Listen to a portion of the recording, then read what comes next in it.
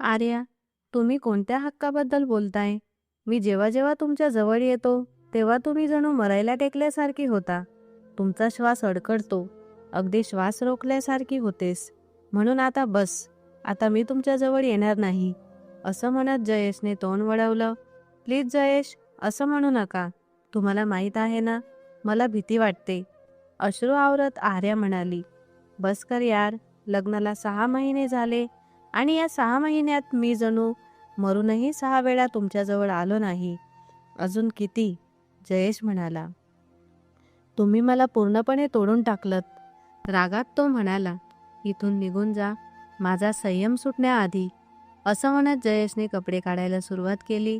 तो पोलीस होता, एक झपाटलेला पोलीस, ज्याच्यापाशी गुन्हेगार आसरा मागत. पण आज तोच पोलीस आपल्या बायकोकडून आसरा मागत होता, जी त्याला जवळही येऊ देत नव्हती. आता जयेशचा संयम तुटत होता. आर्या निरागस होती. तिचं वय फक्त 18 वर्ष. काही अंशी आईसारखीही होती. पण हे इंटरनेटचं युग होतं. आज 10 वर्षांचं मुलंही सगळं समजतं. तरीही 18 वर्षांची आर्या आपल्या नवऱ्याची गरज समजू शकत नव्हती.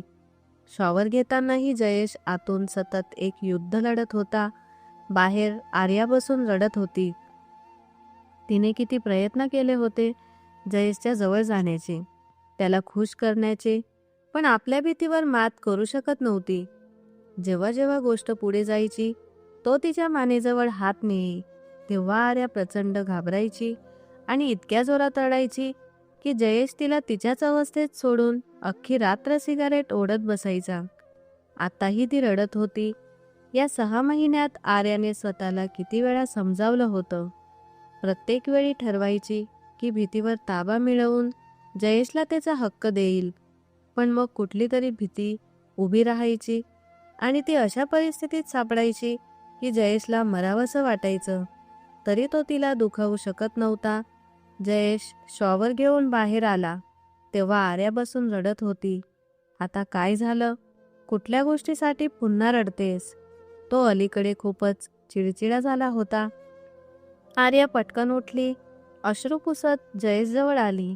आय एम सॉरी, ती वारंवार म्हणत होती. तिचा हलका गोरा चेहरा आता पूर्णपणे टोमॅटोसारखा लाल झाला होता. जयेशने खोल श्वास घेतला, तोंड वळवलं आणि पोलीस स्टेशनला जाण्याची तयारी करू लागला. आर्या मनातल्या मनात विचार करत होती, मी चांगली बायको नाही. ते बोलण्याची हिंमतच होत नव्हती. ती 18 वर्षांची नाजूक चिमणी होती, तर जयेश 6 फूट उंच, शरीरयष्टीने भक्कम, 29 वर्षांचा तरुण पुरुष, देवासारख्या सौंदर्याचा.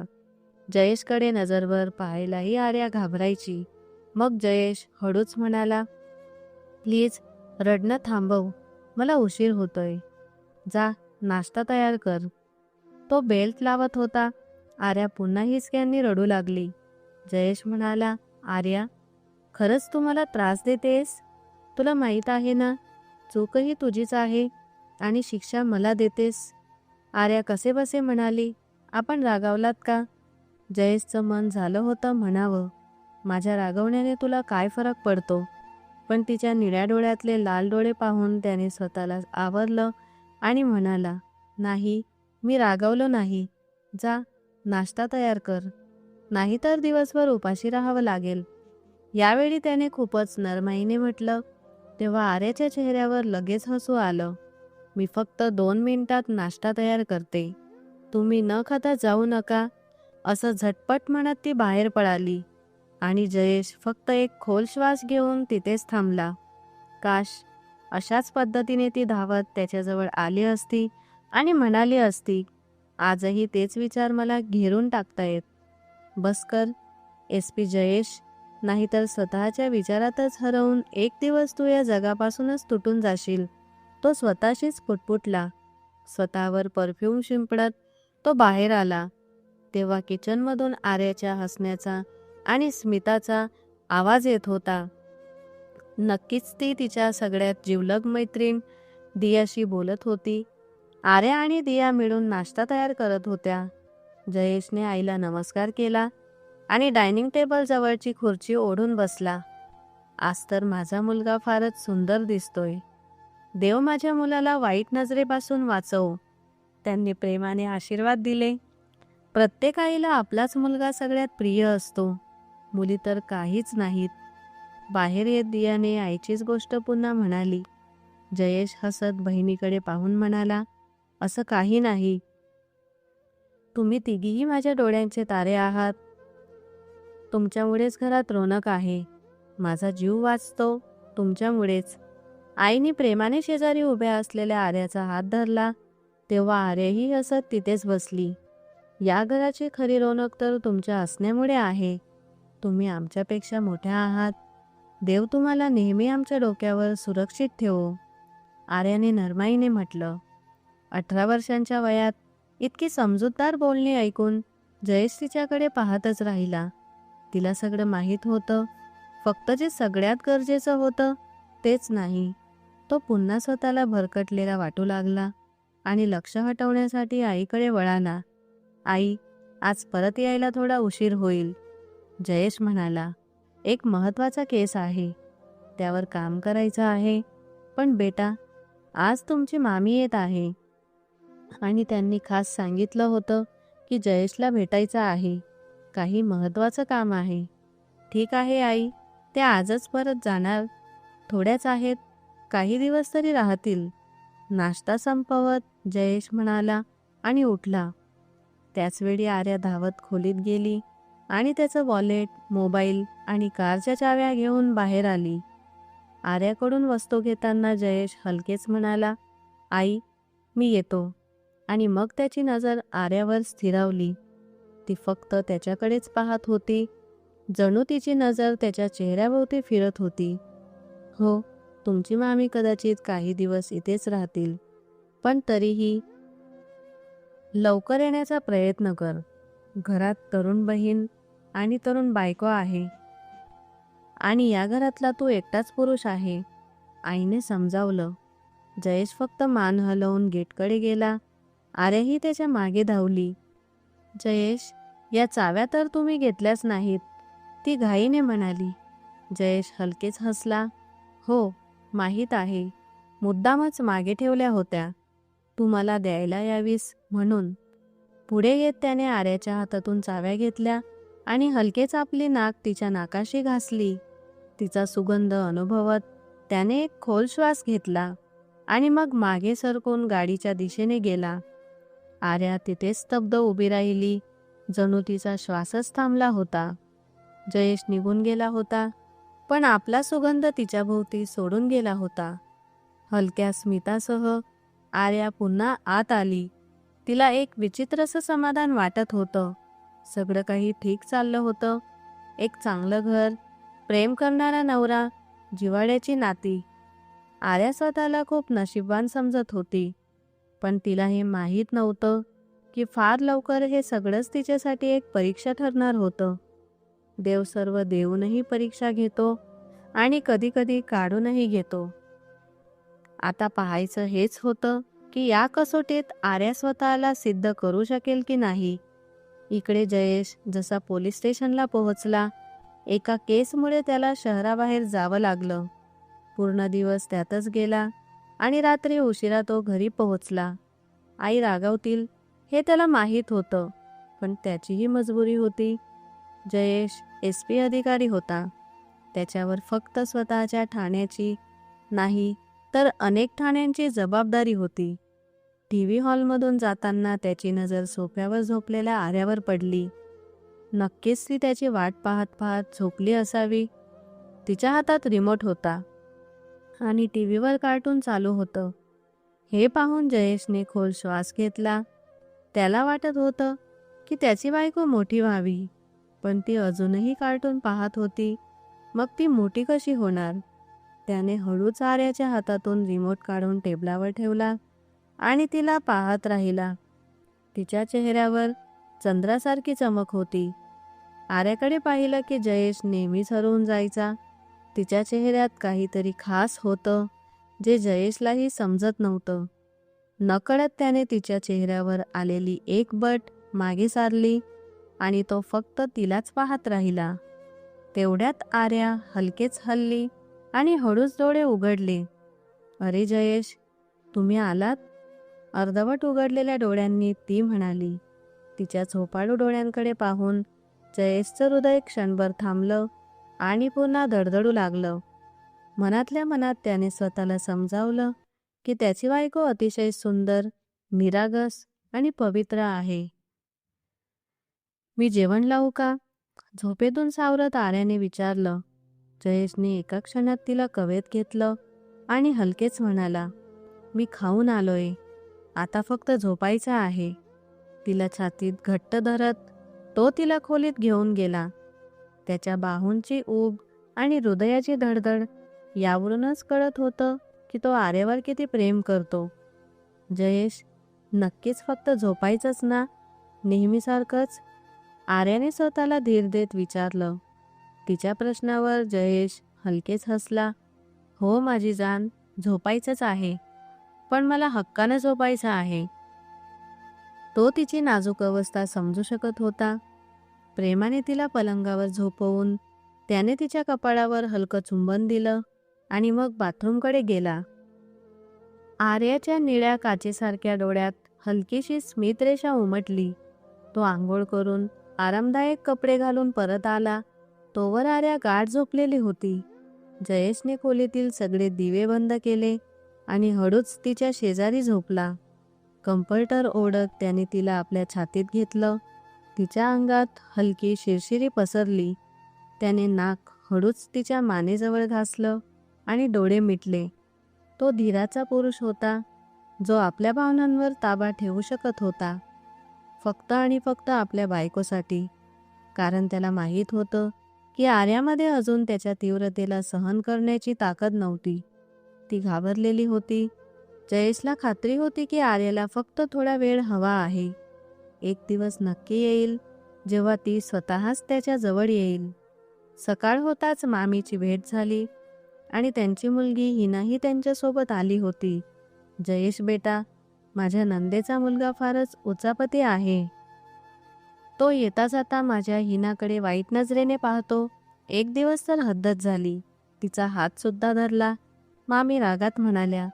त्यांनी हिनाला टोचून म्हटलं, हिना, तू जयेशला सांगायला हवं होतंस. तो पोलीस आहे, त्या बदमाशला सरळ करेल. हिनाने तोंड वाकडं केलं. जणू काही बोलायला ती कचरते आहे. जयेश शांत स्वरात म्हणाला, तुम्ही निवांत सांगा, मी ऐकतोय. आर्याने जयेशच्या हातातून चहाचा कप घेतला आणि गांभीर्याने त्याच्या मामीकडे पाहिलं. हो बेटा, मुलीचा बाप सोबत नसेल तर खूप अडचणी येतात आणि सावत्र बाप असेल तर हे प्रश्न अजूनच वाढतात. जयेशला समजावत आर्याने सांगितलं की मामींचे दुसरी लग्न गाठ होती, म्हणून त्या फार जपून वागतात. हिना त्यांच्या पहिल्या लग्नातील मुलगी होती आणि त्यांच्या परिस्थितीची सगळ्यांनाच नीट कल्पना होती. आर्या पुढे म्हणाली, इज्जतीसाठी मजबुरीनं हिनाला घेऊन मला इथे यावं लागलं. जयेशच्या आईने गंभीरपणे विचारलं, किती दिवसांसाठी आली आहे? आर्याने थोडा विचार करून उत्तर दिलं, काय माहीत, ती आली तर इथेच मुक्काम ठोकून बसेल.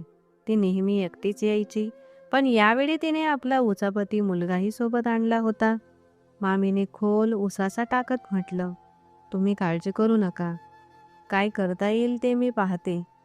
जयेशने प्रेमाने मामीकडे पाहत म्हटलं, काळजी करू नका, हे घर तुमचं सुद्धा आहे. जितके दिवस हवे तितके इथे राहा. तो उठून निघू लागला तेव्हा आर्या नेहमीप्रमाणे धावत जाऊन त्यांच्या सगळ्या वस्तू गोळा करू लागली. मामींनी आशीर्वाद देत म्हटलं, अरे बेटा, खुश राहा, देव तुम्हाला आनंदी ठेवो आणि तुमच्या आयुष्यात लवकरच एक फूल फुलो. आर्याकडे प्रेमाने पाहत त्यांनी पुन्हा म्हटलं, तूही आपल्या अंगणातील फुलाकडे पाहत जग. आर्याने मनापासून प्रार्थना केली आणि हसत मामीकडे पाहिलं. तिची सासूही यावर आनंदी झाली. क्षणभर जयेश आणि आर्याची नजरानजर भिडली, पण जयेशने गंभीरपणे बाहेर पावलं टाकली. आर्याही मान खाली घालून त्याच्या मागे गेली. हिनाला त्यांच्या वागण्यात थोडा फरक जाणवला, पण तिने लक्ष दिलं नाही आणि आपल्या कामात गुंतली. जयेश समोर ती नेहमीसारखंच वागत होती. आर्याने जयेशला म्हणत हसून विचारलं, तुमची नजर माझ्यापासून का हटते? आणि चहाचा कप हातात घेतला. जयेशने दाद दिली नाही आणि हळूच बाहेर गेला. आर्याच्या चेहऱ्यावर स्मित पसरलं, कारण हा क्षण तिला खास वाटत होता, फक्त तिचाच. गाडीच्या दिशेने जाताना जयेशने आर्याला म्हटलं, ती चावी तरी घे. आणि तिच्या नाकाजवळ आपली नाक हलकेच घासत तो गाडीपाशी गेला. आर्याचा चेहरा उजळला. घरात 2 नवे लोक आले होते, त्यामुळे वातावरण थोडं बदललं होतं. दिया आणि आर्यामध्ये हिनाही होती. दियाला हिनाच्या उपस्थितीचा काही फरक पडत नव्हता, पण आर्याला हिनाचं फारच मोकळं वागणं आवडत नव्हतं. एके दिवशी दियाने हिनाला म्हटलं, हा केक तर तुझाच आहे. तेव्हा आर्याने तिला टोचून म्हटलं, तो केक दियाचा हिस्सा होता, तू खाऊ शकत नव्हतीस. यावर हिनाने म्हटलं, तू माझ्यापेक्षा फक्त 3 महिन्यांनी मोठी आहेस, आणि चॅनल बदलून टाकलं. आर्या म्हणाली, तुझं लग्न झालं की तुला कळेल. हे ऐकून हिनाला वाईट वाटलं आणि ती रागात रडत खोलीत निघून गेली. आर्याला जाणवलं की तिनं थोडं जास्तच बोलून टाकलं होतं, पण नंतर तिने हिनाची माफी मागितली. दियाने आर्याला विचारलं, तू आपल्या सवयी का बदलतेस? पण लगेचच तिनं प्रेमाने म्हटलं, तुला कोणासाठीही स्वतःला बदलायची गरज नाही. तू जशी आहेस तशीच खूप चांगली आहेस. आर्याच्या डोळ्यात अश्रू दाटले. मग ती जयेशजवळ आली.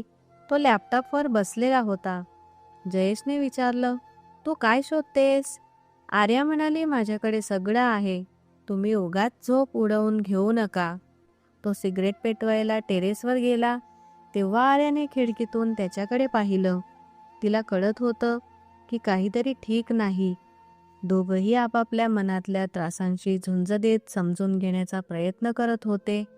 जयेश आर्याच्या जवळ उभा होता, पण तो फारच शांतपणे पोलीस स्टेशनला जायची तयारी करत होता. आर्याने त्याच्याकडे पाहिलं, पण जयेशने तिला दुर्लक्ष करत केसात कंगवा फिरवायला सुरुवात केली. आर्या म्हणाली, कृपया माझ्यापासून दूर राहून बोला. जयेशने कोणतीही भावना न दाखवता म्हटलं, आर्या, मला तुझं हे नाटक आणि अश्रू नकोत. मला माहीत आहे तू माझ्यापासून दूर राहू इच्छितेस, कारण तुला माझ्याजवळ येण्याची भीती वाटते. आर्याच्या डोळ्यात पाणी होतं. जयेश पुढे म्हणाला, आता तू माझ्यापासून दूरच राहशील. तुला हसू आणि आनंदही माझ्यापासून दूर राहूनच हवेत, कारण मला सगळं कळालं आहे. तो रागात होता आणि आर्या गप्पच त्याच्याकडे पाहत होती. तो म्हणाला, माझ्यामुळे तुला त्रास होत असेल तर आता तू माझ्याजवळ येऊ नकोस. आधी तुला वाटायचं की मी तुझ्याजवळ यावं, पण आता मी तुझ्याकडे न पाहताच निघून जाईन. मग तो वळून परत आला आणि म्हणाला, हा संबंध माझ्या आईच्या इच्छेने झाला आहे आणि मी तो तिच्या इच्छेनुसार निभावेन. पण मला जे म्हणायचं होतं ते मी बोलू शकलो नाही. पुढे माझ्याजवळ येऊ नकोस. तुझ्यासाठी तेच बरं आहे. आर्या फक्त शांत राहिली. डोळ्यातून अश्रू वाहत होते आणि ती काहीच बोलू शकली नाही. त्याने कठोरपणे तिला खोलीबाहेर जाण्यास सांगितलं, तर आर्या तिथेच दगडासारखी बसून राहिली. नाश्त्याच्या टेबलावर सगळे उपस्थित होते. दिया आणि आर्या मिळून नाश्ता लावत होत्या, पण आज सगळेच शांत होते. ना कुणाचं बोलणं, ना हसण्याचा आवाज.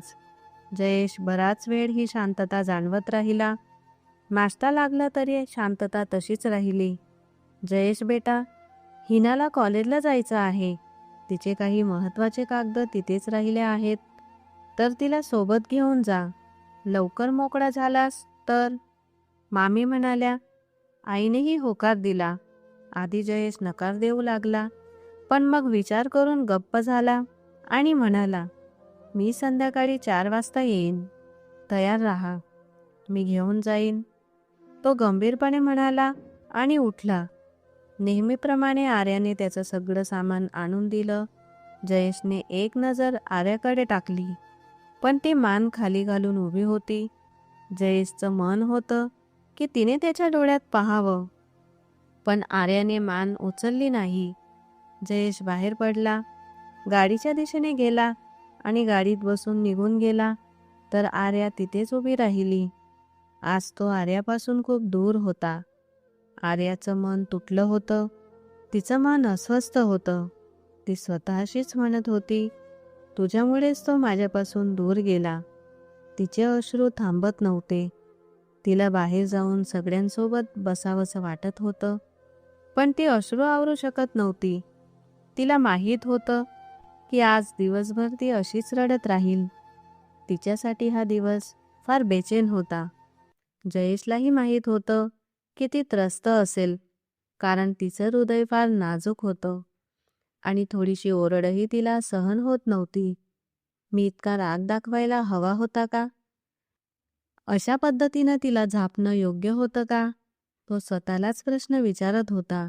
पण मग विचार करत त्याने ठरवलं की 4 वाजल्यानंतर तो तिला फोन करेल. घरी परतताना तो स्वतःशीच म्हणत होता, हो, ती माझी जानच आहे. रागावणं, प्रेम करणं, ओरडणं सगळं मी करू शकतो, कारण ती माझी आहे. संध्याकाळी साधारण 4च्या सुमारास तो घरी पोहोचला. हिना पूर्णपणे तयार होती. चमकदार ड्रेस घातलेला, गडद रंगाची लिपस्टिक लावलेली आणि ती जयेशकडे खोल नजरेने पाहत होती. किती सजली आहे ही, जयेशने मनातल्या मनात विचार केला आणि ते त्याला अजिबात आवडलं नाही. तो म्हणाला, तू या अवस्थेत माझ्यासोबत का येतेस? काय झालंय? हा दुपट्टा का नीट करत आहेस? कुठल्या फॅशन शोला चालली आहेस का? इतकी सजधज करून काय करतेस? ती आश्चर्याने म्हणाली, मी ठीक आहे जयेशभाई. मग तो म्हणाला, जा चादर घेऊन ये, आणि खोलीकडे वळला. जयेशचं मन फक्त एकदाच आर्याला पाहू इच्छित होतं. ती दिसली की त्याचं मन शांत होतं. तो खोलीत शिरला तेव्हा सुगंधानं त्याचं स्वागत केलं. खोली स्वच्छ आणि आवरलेली होती. पाहताच मनाला थंडावा मिळाला. तो आपलं सामान टेबलावर ठेवत असतानाच ड्रेसिंग रूममधून आर्याचा आवाज आला, अरे दिया, आता तरी ये ना. ही झीप बंद करून दे. कुठेतरी अडकली आहे. बंदच होत नाहीये. जयेश येतील आणि मी अजून तयारही नाही. जयेशचे पाऊल नकळत ड्रेसिंग रूमकडे वळले. दरवाजा थोडासा उघडा होता. आत जाऊन त्याने पाहिलं. आर्या आरशासमोर उभी राहून फ्रॉकची मागची झीप बंद करण्याचा प्रयत्न करत होती. तिची कंबर आणि त्यावरच्या काळ्या पट्ट्या पाहून जयेशच्या घशात काहीतरी अडकल्यासारखं झालं. आर्याने दरवाजाकडे पाहिलं आणि जयेशला पाहताच तिच्या मनावर दगड ठेवून तिने स्वतःला सावरलं. आज भावनांवर ताबा ठेवणं अधिकच कठीण वाटत होतं. प्लीज दिया, लवकर बंद करून दे. जयेश येतील आणि मी अजून तयार नाही. तिचा आवाज पुन्हा जयेशच्या कानात घुमला. तो कपाळावर आठी आणत तिच्याजवळ उभा राहिला. अचानक तिला मागे कोणीतरी उभं असल्याची जाणीव झाली. तिने मान उचलून आरशात पाहिलं आणि ती दचकली. जयेशने एका झटक्यात तिच्या फ्रॉकची झीप बंद केली. त्याच्या हातांचा हलका स्पर्श तिला कमरेवर जाणवला. तू माझी पत्नी आहेस आणि मला सोडून कोणीही, जरी ती माझी बहीण असली तरी, तुला पाहिलं तर मी सहन करणार नाही. पुढे लक्ष ठेव. समजलं? कठोर स्वरात बोलून तो बाहेर गेला. आर्या जणू बर्फासारखी गोठून गेली. तिला काहीच समजलं नाही. जयेश आणि आर्या दोघेही एकत्र येताना पाहून हिनाच्या चेहऱ्यावर राग स्पष्ट दिसत होता. आर्या पूर्ण हक्कानं पुढच्या सीटवर बसताच हिनाचा राग आणखी वाढला. संपूर्ण प्रवासात शांतता होती. आर्या शॉलच्या आडून जयेशकडे पाहायची. त्याचा रागीट चेहरा दिसला की पुन्हा समोरच्या विंडो स्क्रीनकडे पाहायची. कॉलेजजवळ पोहोचल्यावर कॉलेज बंद होतं. चौकीदार हसत म्हणाला, 4 वाजता कुठलं कॉलेज उघडं असतं? जयेशने हिनाकडे रोखून पाहिलं. ती मान खाली घालून गप्पच इकडे तिकडे पाहत होती. जयेशलाही डोकं गरगरल्यासारखं वाटलं. खरंच 4 वाजता ऑफिसही बंद होतं. मग हिनाने असं का सांगितलं? तो थोडा अपसेट झाला, पण मग डोकं झटकून दिलं. आईच्या सांगण्यानुसार आज तो त्यांना डिनरसाठी हॉटेलमध्ये घेऊन आला होता. तुम्ही ऑर्डर ठरवा, मी येतो. असं म्हणत जयेशने फोन कॉल घेतला आणि बाहेर गेला. तेव्हा आर्या आणि दिया आपापला आवडता मेनू पाहू लागल्या. हिना मात्र त्या दोघांकडे शांतपणे पाहत राहिली. थोड्याच वेळात जयेश परत आला आणि जेवण सर्व केलं. आनंदी वातावरणात सगळ्यांनी जेवण केलं आणि रात्री उशिरा घरी परतले. आज तर खूप मज्जा आली भाऊ. आठवड्यातून एकदा तरी अशी धमाल केली पाहिजे, दिया आनंदाने म्हणत होती. तर जयेश आपल्या बहिणीला हसताना पाहून मनापासून खुश होत होता. तू खोलीत जा, मी आईला भेटून येतो, असं जयेशने आर्याला सांगितलं आणि तिच्या हातात तिच्या वस्तू देऊन तो आईच्या खोलीकडे गेला. तू जयेशच्या आयुष्यातून दूर का होत नाहीस? हिनाने आर्याला म्हणालं. आर्याचे पाऊल तिथेच थांबले. ती रागात म्हणाली, या बडबडीचा अर्थ काय? हिना म्हणाली, बडबड नाही, हेच सत्य आहे. तू जाणून बुजून जयेशवर दबाव टाकतेस. मला माहीत आहे, तू आजवर त्याला त्याचा हक्क दिलेला नाहीस आणि त्याला तडफडत ठेवलं आहेस. तू त्याला आपल्या मागे मागे फिरायला लावतेस. तुला माहीत आहे, तो तुझ्यासारख्या बेअक्कल मुलीसाठी नाही, जी प्रेमाच्या बदल्यात प्रेम देऊ शकत नाही. हे शब्द आर्याच्या काळजावर थेट घाव घालणारे होते. हिना पुढे म्हणाली, आणि मी जयेशला सांगितलं आहे की तो मला योग्य पद्धतीने स्वीकारेल. मी त्याची प्रत्येक रात्र खास करून टाकीन. क्षणभर थांबून आर्या म्हणाली, मी त्याला माझ्या प्रेमाच्या आणि त्यागाच्या पावसात भिजवून टाकेन. इतकं की माझ्याशिवाय त्याला काहीच दिसणार नाही. माझ्या प्रेमाची ऊब जेव्हा त्याला जाणवेल तेव्हा तो सगळे चेहरे विसरेल. फक्त थांब आणि पहा. आव्हान देत हिना निघून गेली तर आर्याच्या डोळ्यात पुन्हा पाणी दाटलं. ती तिला उत्तर देऊ शकली असती, खूप चांगलं उत्तर देऊ शकली असती, पण जेव्हा मनात अपराधभाव असतो तेव्हा शब्द सापडत नाहीत. कारण सत्य हेच होतं की आजवर तिने जयेशला त्याचा हक्क दिला नव्हता. घरात दियाच्या लग्नाच्या तयारीला सुरुवात झाली होती. सुधीर दुबईहून परतल्यानंतर प्रत्येक कार्यक्रम मोठ्या थाटात साजरा केला जात होता. दिया आणि जयेश दोघेही आनंदी होते.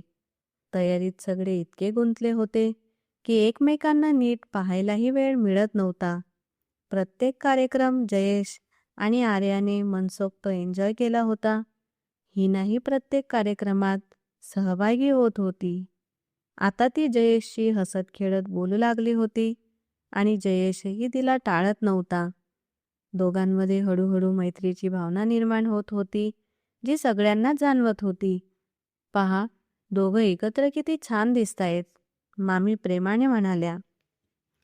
जेव्हा त्यांनी हिना आणि जयेशला एकत्र पाहिलं. तुम्ही काय बोलताय? हे सगळं तुम्हाला कोणी सांगितलं? आर्या रागाने म्हणाली. हिना खोल श्वास घेत म्हणाली, हे सगळं अगदी स्पष्ट आहे. जयेश तुमच्याशी खुश नाही, हे खोटं आहे. आर्याने स्वतःला समजावलं. तू कोणाला फसवण्याचा प्रयत्न करतेस? तुला माहीत आहे, जयेश माझ्यापासून दूर राहू शकत नाही. हिनाने कठोर स्वरात म्हटलं. तो पुढे जायला इच्छितो, पण तुझ्यामुळे तो पाऊल उचलू शकत नाही. आईची नजरही त्यांच्याकडे गेली आणि त्यांच्या चेहऱ्यावरची हसू क्षणात नाहीसं झालं. स्टेजजवळ जयेश आणि हिना असे उभे होते जणू एखादं जोडपंच. तिच्या सासूच्या अस्वस्थ नजरा आर्याला शोधत होत्या. ती एका वयस्कर बाईजवळ उभी राहून हसत हसत चौकशी करताना दिसली. सासूबाईच्या कपाळावर आठी पडली आणि त्या पुटपुटल्या. अजब मुलगी आहे. नवऱ्याला मोकळं सोडून दिलंय. कधी समजेल आणि आपल्या नवऱ्याला आपल्या पदरात बांधून ठेवेल? या विचारात हरवलेल्या त्यांनी नजर फिरवली तर मामी कुणा ओळखीच्या व्यक्तीकडे जाताना दिसल्या. तेवढ्यात आर्या स्टेजकडे जाताना दिसली. जशी ती स्टेजवर चढू लागली तशी हिनाने अचानक तिच्या वाटेत पाय अडवला. ती थेट नवऱ्यावर पडणार होती, पण जयेशने क्षणार्धात पुढे येत तिला सावरलं आणि तिला आपल्या बाजूला ओढत त्याने तिला घट्ट आपल्या छातीत धरलं. आर्याचं हृदय जणू घशात अडकलं होतं. सगळ्यांच्या नजरा त्यांच्यावर खिळल्या होत्या. तिच्या डोळ्यात पाणी भरून आलं आणि काहीही न बोलता तिने जयेशच्या छातीत आपला चेहरा लपवला. त्याच्या शर्टाला घट्ट पकडून तिने स्वतःला सावरायचा प्रयत्न केला आणि मनात विचार आला, जर ती थेट जयेशवर पडली असती तर किती चर्चा झाल्या असत्या. काही झालं नाही, रिलॅक्स. जयेशने तिची पकड आपल्या शर्टावर जाणवताच तिच्या कमरेवर हलकेच हात फिरवला. नवरी बांधलेली दिया हे सगळं पाहत होती. हिनाने मुद्दाम तिच्या समोर पाय अडवलेला तिने पाहिला होता. दियाच्या डोळ्यात अश्रू आले आणि हिनावर तिला प्रचंड राग आला, पण नवरी असल्यामुळे ती काहीच बोलू शकली नाही. सगळ्यांच्या शुभेच्छांमध्ये दियाची रवानगी झाली. हळूहळू सगळे पाहुणे आपापल्या घरी परतले. फक्त मामी तिथेच थांबल्या होत्या. आईंनी आर्याला आपल्या खोलीत बोलावलं. त्या तिला खूप प्रेमाने आणि आपुलकीने समजावत होत्या. जणू त्या सासू नसून आईच होत्या. मला माहीत आहे आर्या, हे सगळं तुझ्यासाठी अवघड आहे, पण सुरुवातीला सगळंच कठीण वाटतं, नंतर आयुष्य सहज आणि सुखी होतं, त्या म्हणाल्या. आणि कुणालाही तुमच्यात येण्याची संधी देऊ नकोस. तुझं आणि जयेशचं नातं इतकं मजबूत कर की तो तुझ्याशिवाय कुणाकडेही पाहू नये. समजलं ना? अशा अनेक गोष्टी समजावून सांगून त्यांनी आर्याला तिच्या खोलीत पाठवलं. आज दियाची पाठवणी झाली होती आणि जिवलग मैत्रीण निघून गेल्यामुळे आर्याला प्रचंड एकटेपणा जाणवत होता. ती उदास होती. खोलीकडे जात असताना तिला कुणाच्या तरी हसण्याचा आवाज ऐकू आला. म्हणून ती टीव्ही हॉलमध्ये गेली. तिथे जयेश आणि हिना कोक आणि चिप्सचा आनंद घेत बसले होते. आर्याला पाहताच जयेश हसून म्हणाला, ये ना आर्या, पहा हिना किती जोक सांगते. कमाल आहे, हिना आणि तुझा सेन्स ऑफ ह्युमर. दोघं एकाच सोफ्यावर बसले होते, तर आर्या समोरच्या सिंगल सोफ्यावर शांतपणे बसली. तूही कोक घे, हिनाने हसत तिला ऑफर दिली. नाही, मी पीत नाही, आर्याने गंभीरपणे उत्तर दिलं.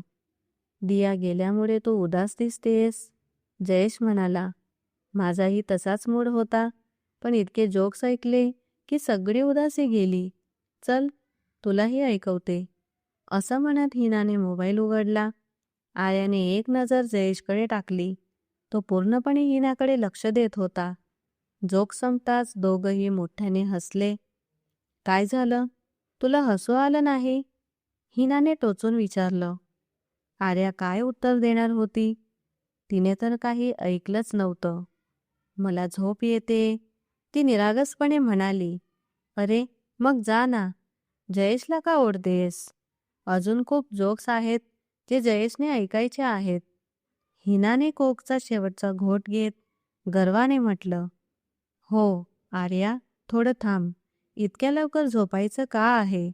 तुला झोप येत असेल तर तू जा, मी थोड्या वेळात येतो, जयेशने सहजतेने म्हटलं. आर्याने मनावर दगड ठेवून तिथून उठून ती खोलीत गेली.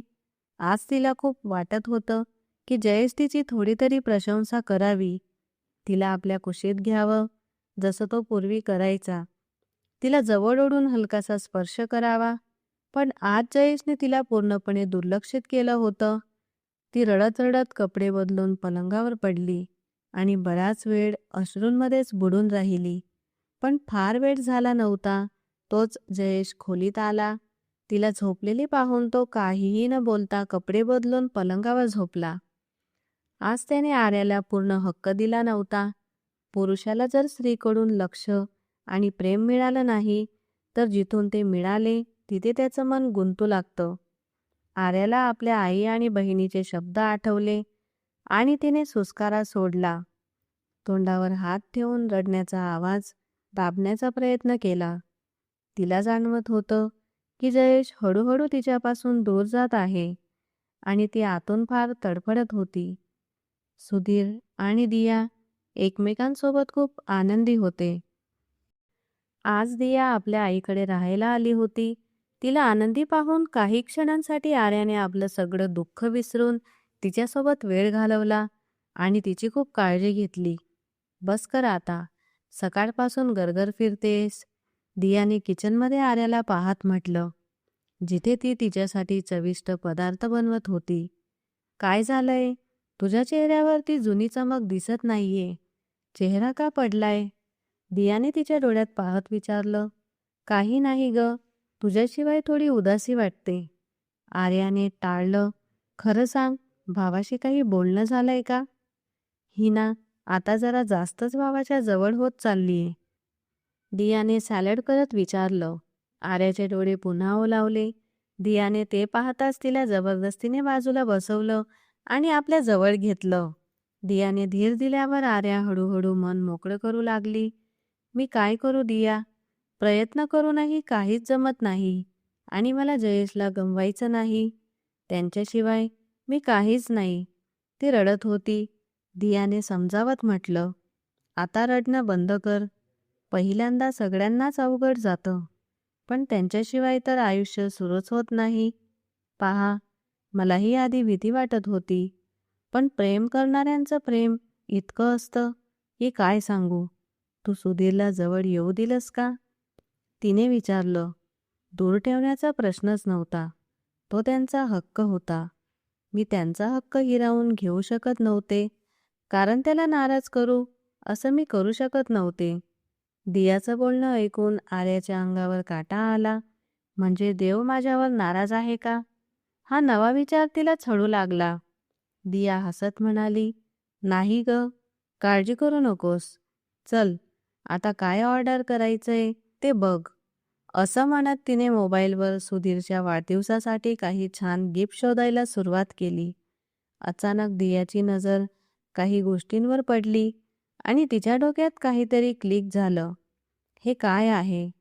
आर्याने आश्चर्याने विचारलं. ही मेडिसिन आहे, दिया डोळा मारत म्हणाली, आणि लगेच ऑनलाईन ऑर्डरही केली. मग आर्याने विचारलं, हे कसं आहे? इतकं भयंकर? हे घालून सुधीर समोर जाणार आणि तुला लाज वाटणार नाही? आर्याने गाल लाल होत विचारलं. दिया थोडी चिडून हळूच म्हणाली, हे मी तुझ्यासाठी ऑर्डर करते. तू हे घालून रात्री जयेशकडे जाणार आहेस, समजलं? आणि तिने सगळं ऑनलाईन ऑर्डर केलं. हा कमरबंदही खूप छान आहे. साडीबरोबर फार सुंदर दिसेल. तू तर अक्षरशः परी दिसशील. दिया उत्साहात म्हणाली. वेडी झालीस का? आर्या हसत म्हणाली. दिया, मी असं काही घालणार नाही. देवा, लग्नानंतर तू फारच बिघडलीस, असं म्हणत तिने तिला डोळे वटारले. अरे, माझा बिचारा भाऊ संपूर्ण आयुष्य बायकोच्या प्रेमासाठी तडफडत राहील. दियाने नाटकीपणे म्हटलं. आर्या लाजत म्हणाली, असं काही नाही. मग हळू आवाजात म्हणाली, मी त्यांच्यावर खूप प्रेम करते, पण जेव्हा या प्रेमाला निभावता येत नाही तेव्हा काय करायचं? मग तू माझ्या भावासोबत असं का करतेयस? दिया रागाने विचारलं.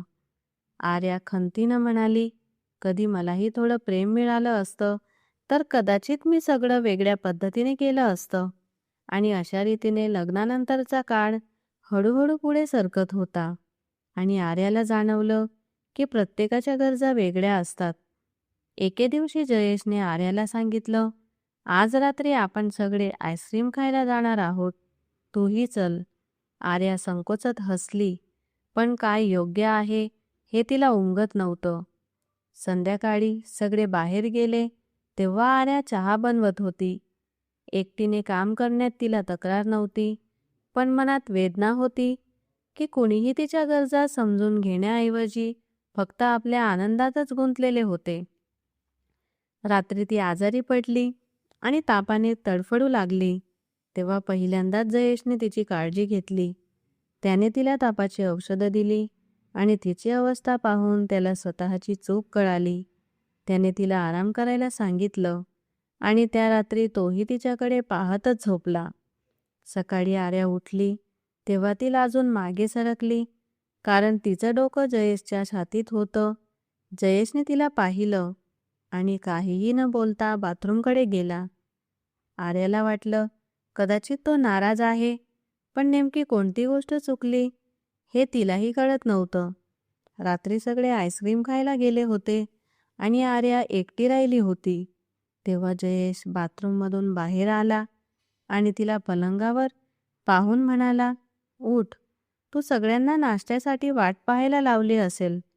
सगळ्यांना तुझ्या हातचा नाश्ता हवाच असतो." आर्या थोडीशी उठत म्हणाली, "मला वाटत नाही माझी तब्येत फार बिघडली आहे. फक्त थोडासा ताप आहे." जयेश टोमणा मारत म्हणाला, "जरासा ताप आणि तू पलंगावरूनही उठू शकत नाहीस. हे सगळे बहाणे तू जयेशसाठी करतेस, पण बाकी सगळ्यांसाठी नेहमी तयार असतेस. आता तू स्वतःच्या तब्येतीची काळजी घेत नाहीस आणि यावर्षी बेस्ट सूनचा किताब तुलाच मिळेल." बोलून तो बाहेर निघून गेला. या शब्दांचा आर्याच्या मनावर खोल परिणाम झाला आणि ती रडू लागली. संध्याकाळपर्यंत आर्याची तब्येत बरी झाली. दिया आर्याची तब्येत बिघडली म्हणून थांबलेली संध्याकाळी तिच्या खोलीत आली. तिने आर्याला नीट समजावलं, एक चांगलं लेक्चर दिलं, ज्यातून आर्याला कळालं की तिने स्वतःच्या आरोग्याची काळजी घ्यायला हवी. समजावण्यासाठी दियाने काही उदाहरणं ऐकवले, जेणेकरून तिला थोडं कळावं आणि ती सुधारावी. आर्या रडत म्हणाली, "मी हे सगळं घालून त्यांच्यासमोर कशी जाऊ?" दियाने औषधाची एक गोळी दाखवून म्हटलं, "फक्त एक गोळी घे. यामुळे तुला धैर्य येईल, अंगावर घाम फुटेल." आर्या तोंड वाकडं करत म्हणाली, "ही तर वेगळ्याच प्रकारची आहे." "ठीक आहे, सोड, पण हे घेतलंस तर तुला हिंमत येईल आणि तू स्वतःच त्याच्या जवळ जाऊ शकशील," दिया म्हणाली. आर्या म्हणाली, "पण ते मला पाहतही नाहीत, तर मग त्यांनाही एक गोळी देऊ का?" दियाने डोक्यावर हात मारत म्हटलं, "नाही, त्यांना या गोळीची गरज नाही." दियाने आर्याला सांगितलं, "फक्त एक गोळी घे आणि लक्षात ठेव, ही भावाच्या हाताला लागू देऊ नकोस." मग दियाने आर्याला जबरदस्ती साडी नेसवली आणि हलकासा मेकअपही केला. तिला समजावून सांगून ती बाहेर पडली. दिया मनातल्या मनात प्रार्थना करत होती, "माझी इज्जत राख, ही मुलगी काही गडबड करू नये." रात्री जयेश खोलीकडे जाऊ लागला तेव्हा हिनाने त्याचा रस्ता अडवून म्हटलं, "अरे, येताच खोलीत का जाताय? थोडा वेळ बाहेर बसा." पण जयेशने हळूच नकार दिला. सकाळी हिनाने त्याच्या तब्येतीवर जे बोललं होतं त्याने तो दिवसभर अस्वस्थ राहिला. त्याने दियाला फोन करून आर्याच्या तब्येतीबद्दल विचारलं, तरीही त्याला मनशांती मिळाली नाही. आता ते घरी परतले तेव्हा जयेश थेट आपल्या खोलीकडे गेला आणि हिनाकडे पूर्णपणे दुर्लक्ष केलं. हिना त्याच्या मागे वळाली, हसली आणि म्हणाली, "फक्त अजून काही दिवस, मग इथे राहण्याचा तुला काहीच अर्थ उरणार नाही." दियाने तिच्या खांद्यावर थाप देत डोळा मारला आणि आपल्या खोलीकडे निघून गेली. दिवे बंद झाले होते, पण जयेश खोलीत आला तेव्हा आर्या दुसऱ्या बाजूला उभी होती. जयेशने तिला डोक्यापासून पायापर्यंत पाहिलं आणि क्षणभर त्याचं हृदय धडधडायलाच विसरलं. आर्याची लाल साडी तिचं सौंदर्य अधिकच खुलवत होती आणि तिच्या नाजूक कमरेवरची साखळी त्याला विलक्षण आकर्षक वाटत होती. जयेशच्या डोळ्यात अचानक एक नशा उतरली आणि तो तिच्या जवळ गेला. त्या क्षणी आर्या वळली आणि तिचे डोळे लालसर झाले होते. जयेशने तिच्या कपाळावर हात ठेवला तर हलका ताप जाणवला. तो पुटपुटला, "बहुतेक ताप डोक्यावर चढलाय." पुढच्या क्षणी आर्याने त्याच्या गळ्यात बाहू टाकले.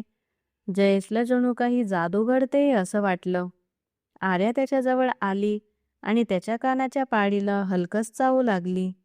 जयेशच्या अंगात एक ठिणगी धावून गेली आणि साडी ब्लाऊजमध्ये इतकी मोहक दिसणारी ही आर्याच आहे यावर त्याचा विश्वास बसेना.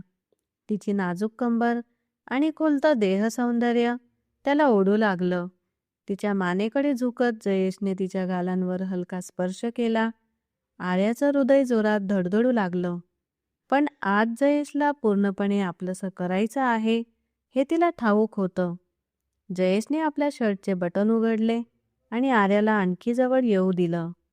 आर्याने त्याच्या कमरेवर दाब देत आपल्याकडे ओढलं, पण तेवढ्यात जयेशच्या मनात शंका आली. तो थोडा मागे सरकला आणि पाहिलं तर आर्या डोळे मिटून भान हरपल्यासारखी होती. काहीतरी बिनसलं आहे हे त्याच्या लक्षात आलं. आर्या म्हणाली, प्लीज जवळ या आणि माझ्यावर प्रेम करा. जयेश जवळ येताच तिने पुन्हा त्याच्या गळ्यात हात टाकले, पण जयेशने रागात तिला दूर ढकललं. आर्याने काहीतरी नशा घेतल्याचं त्याला कळालं. कोणत्याही नशेत असताना आर्याकडून काही घडावं असं त्याला नको होतं. तो संतापला आणि तिला पलंगावर ढकललं. आर्या म्हणाली, मी काहीच केलं नाही जयेश. मला खरंच आपलं नातं प्रामाणिकपणे सुरू करायचं होतं. जयेशचा राग आणखी वाढला. काय बडबड करतेस? तुला शुद्ध आहे की नाही? तो म्हणाला. आर्या पुन्हा म्हणाली, मी शुद्धीत आहे. मी नशेत नाही. तिने आपली साडी काढून ड्रेसिंग रूममध्ये फेकली आणि जयेशने तिचं सौंदर्य पाहत तिला ओढून आपल्या कुशीत घेतलं. आता तू माझ्यापासून दूर जाऊ शकत नाहीस, तो म्हणाला. आज तू माझ्या प्रेमाची खरी ताकद पाहशील. आर्याचं हृदय जोरात धडधडू लागलं आणि जयेशची उर्मी तिच्यासाठी वेदनेची ठरली. येणाऱ्या क्षणांसाठी ती स्वतःला सावरू लागली. तिने लाईट बंद केली आणि कम्फर्टर खाली झोपली. दोघेही घामेजले होते. जयेशने तिच्या कपाळाला हात लावून विचारलं, तुला भीती वाटते का? आर्या मनात विचार करत राहिली, पण जयेशने तिची भीती दूर केली आणि तिला पूर्णपणे आपलंसं केलं. सगळी भीती ती विसरून गेली. आज मामी आपली मुलगी हिनासोबत घरी परतल्या होत्या. आर्याचं रूप पाहून त्यांना कळून चुकलं होतं की जयेश आता तिला सोडणार नाही. पत्नीचं आकर्षण त्याचं पूर्ण आयुष्य बनलं होतं. मामींनी हिनाला समजावून आपल्यासोबत घरी नेलं. आर्या हसत हसत पायऱ्या उतरत होती आणि जयेश तिच्या हसण्यात हरवून गेला होता. तो हसरा क्षण त्याला खूप आठवत होता. नाश्ता करून तो दरवाजाकडे निघाला. अचानक आर्या त्याच्या मागे धावली.